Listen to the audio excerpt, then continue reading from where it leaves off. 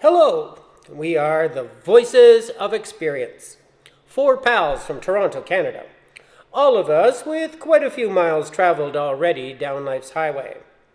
While that may not translate directly into voices of wisdom, we can promise you an entertaining half hour discussion on a wide range of topics of current interest. So, sojourn with us for a while. You'll hear a variety of points of view. You'll be amused. You'll be provoked. You'll be stimulated. Hello, it's my pleasure to introduce my partners in crime here. Um, Sarab. Hello, Sarabjit Sandhu. Hello, guys, everybody. Welcome. This is Remembrance Day, remembering everybody and you guys. Yeah, and Al Brown. Al Brown, would you like to say hello? Yes, I'm here. Okay, and Mario Karakidis. Hello, everybody. Happy Remembrance Day to everybody. Okay, well, we're recording this on November the 11th, 2020. And so we thought we'd talk about Remembrance Day, and you can see that all of us are armed with our poppies. It's an important symbol here in Canada. Um, well, there's many reasons to be doing this. My immediate reason for doing this is because I come from a military family. My father was a veteran of the Canadian Army, enlisted during Second World War. Well, that's how old I am and how old he was. But he continued with the military after a brief hiatus after 1945, rejoined, and spent the rest of his active career with the Royal Canadian Corps of Signals, and he was in Korea as well. So for me, this is just a matter of honoring his memory on this day, and I can't imagine doing otherwise. Al, I know you have a military background as well. I was in the Canadian Forces militia for about 16 years. I did not serve overseas, nor get involved in any peacekeeping activities. During my tenure, it was a rather quiet time. After I left, though, Canada's military got involved in a number of operations. For example, the Iraq War, the Afghanistan War, and a number of other conflicts and disputes that have been going on ever since. I wish I had. I would have probably felt more satisfied with my military experience, but such is life. I guess I was lucky to grow up in a world that was made safe by the sacrifices of my father, who was in the Second World War and didn't get quite as many medals as your father did, but he had his own experiences, some of which I will tell people about. Okay. Well, sure. Okay, well, thank you, Al, for that. We can go to Sarab. How about going to Sarab? Sarab?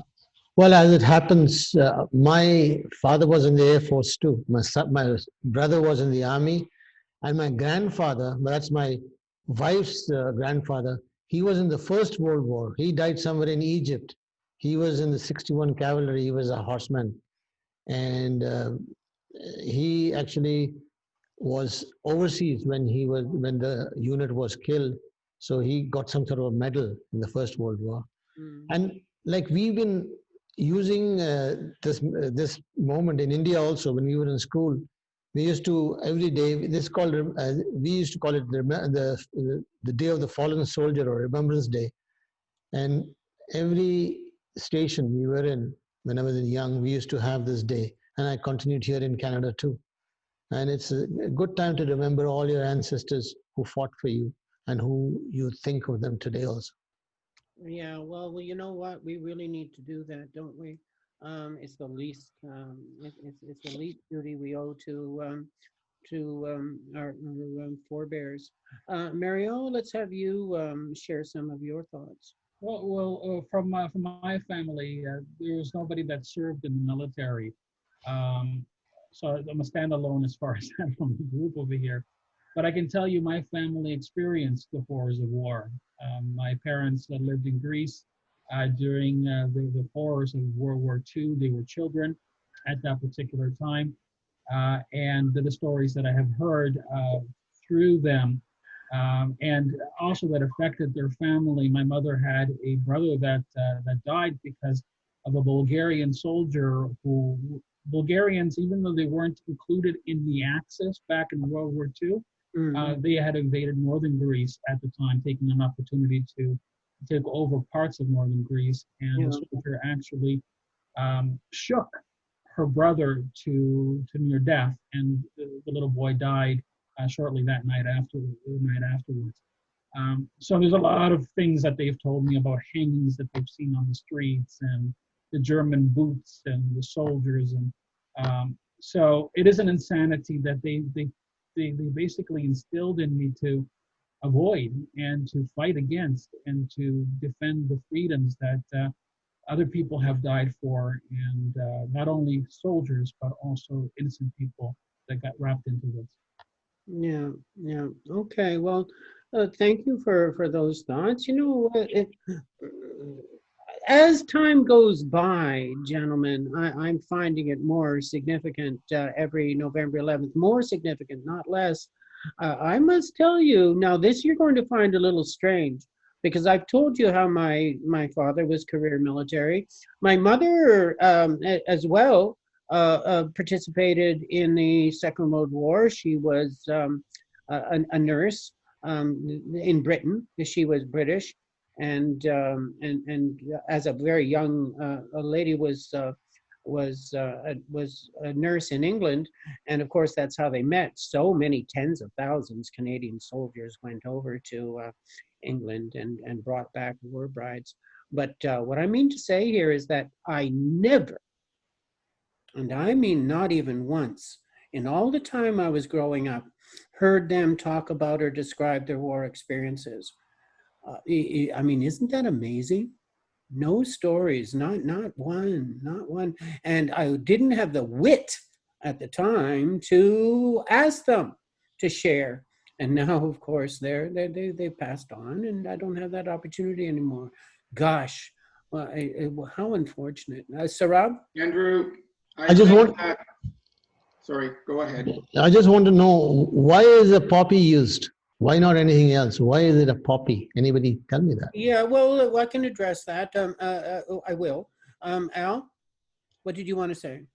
Well, my experience is the same as yours. Like, my parents didn't want to talk about their involvement in the war, and I think one of the reasons for that is that their experience was bitter. There's no elation, I think, in victory in war these days. War has often been described as long periods of boring inactivity, interrupted by short, dramatic periods of extreme terror. And that's sort of what I think they experienced, and we're probably the reason they didn't want to talk about it. My father never talked to us about his wartime experiences until his deathbed.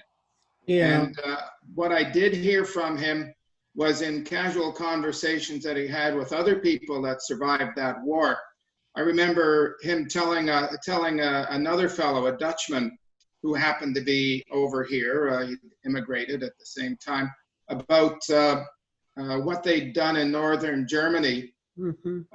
Because after the war had been essentially won, the German people continued to resist.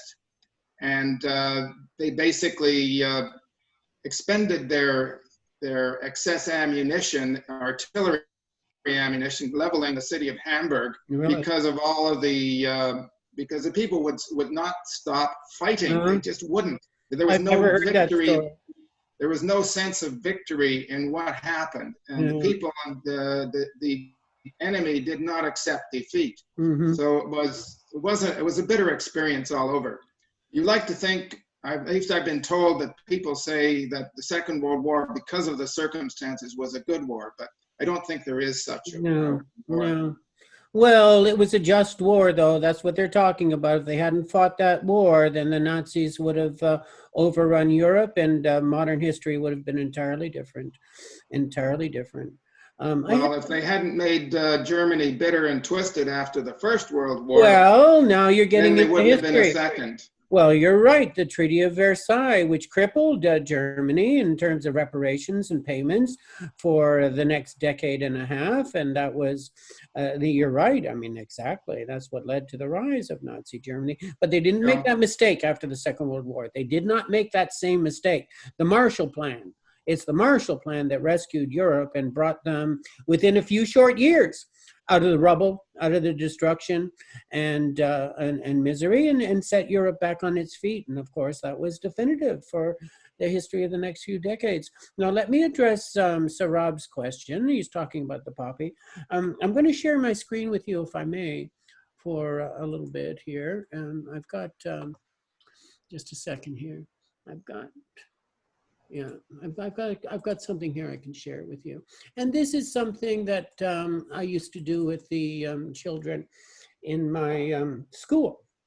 I retired last year, but for every year I used to lead the Remembrance Day ceremony with them. And as a matter of fact, in the hour before I came on here now for this podcast, when we're doing it at noon, I was virtually at the school and with the children and with my former colleagues, and we were going through all this stuff. And so, yeah, we remind the children every year the significance of this. In Flanders Fields is what it's called there, Sarab. It's taking a moment to come up here. Here it is. In Flanders Fields. And it was written by a Canadian medical officer serving on the front early in the war in 1915. I think it was the first Battle of Ypres. It was, that's where he was, John McCrae. And he wrote this poem apparently in 20 minutes. 20 minutes right on the battlefield, sitting in the back of an ambulance. He jotted it down. This would be a manuscript. I don't know if it's an original. Here's a manuscript version of it. And apparently a couple of interesting facts. He wrote it in 20 minutes. So he wrote it just on the fly, it just flowed out of him. And the other thing is, he took a look at it, he didn't think much of it, he screwed the paper into a ball and threw it away. It was his fellow soldiers who picked it up and said, you know, John, you've got something here. And it was eventually published in a magazine later that year in Flanders Fields. And the point is, Sarab, that the devastation was total in these battlefields, just total. Every tree, every house, every landmark would have been blasted to smithereens by the artillery and the shells. And what were some of the first things to come out of the devastation in the soil, in the mud of Flanders? It was the poppies. And there would have been vast fields of them. And that's what caught his eye, and that's what he wrote about. And that's, you know, through a series of events, that's how the symbol came down to us. Now, I am going to keep this shared just for a little bit here. I'm going to move to... Well, Andrew, a little bit more on the history of that. I think the poppy was originally introduced by the British. And there was a gentleman who was working with civilian casualties, crippled amputees after the First World War that brought it to Canada and used it as a symbol. And it was used as a means to buy a poppy, and you're basically donating to the War Veterans Fund. I've done some research on this, and it was actually the British Legion that was the first to do it in 1921, and they picked up the poppy. I don't know. I have William Shatner reading the poem. Before we drop the poem, can I link to that one? I think it would be interesting. Sure. We've talked about the poem. Well, let's link to the poem and let's see some images. The manifestation, as I said earlier, of the insanity of war, that human beings, as evolved as we have become, still resort to that kind of way to resolve our differences. In 1974, when I was living in Greece, I was 11 years old at the time, and I can tell you that Turkey at that time had invaded Cyprus, and people were getting ready for war. I will never forget trucks and trucks load of men being in the back of the trucks, you know, in the carriages of the truck, being basically transported over to the military base that was nearby so they can get their equipment and weapons. And I will tell you this, one of the most burnt memories that I have in my eyes and mind is the face of a mother sitting underneath our balcony right by the middle of the road that we were, next to the road that we were at. And she had a white handkerchief and she was basically waving it to the other soldiers like this, to the soldiers that were going by, and wiping her tears at the same time as her son Mm-hmm. jumped on that one of the trucks. Yeah. Now I got to tell you something. That is the essence of war.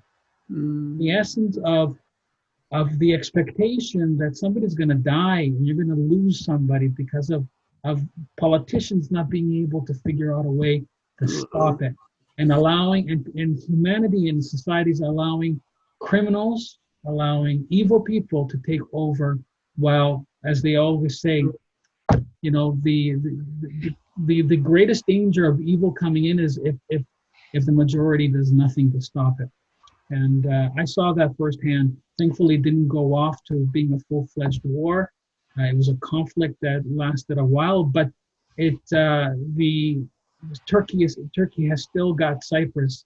Yeah. You know. I'm sure you didn't realize it at the time, Mario, but Canadians served in Cyprus. Yes. We had quite a reputation as a UN peacekeeping force. Yes. And it's a reputation that's important to Canada and Canadians. And one of the places in which Canadians did serve was and I love the fact that Canada has that reputation as peacekeepers around the world. And I hope we maintain it, because that's who we are as a people. Yeah, absolutely. But regarding this poppy, yeah, this is the flower of the opium plant. Did anybody know that? Well, of course. Not in Europe. No, in everywhere. This is the flower of the opium plant, and underneath the flower comes a small pod from which you can drain liquid, which is used to make opium. So this is very rampant in Punjab. Grows in the field because a lot of opium is used there, and you have these flowers coming up in grain fields, in corn fields. They suddenly come up because the seeds are always somewhere mixed up. So this is definitely an opium flower, and only they grow in the very desolate places. So on the graves, there was not much soil or anything. No, the only thing which grew was this Flanders. That's why this is the only thing which grew in Flanders field. Okay, well, as long as we've been talking about it, and this is where it comes from, I did find my link now, and so I'm able to play it. So.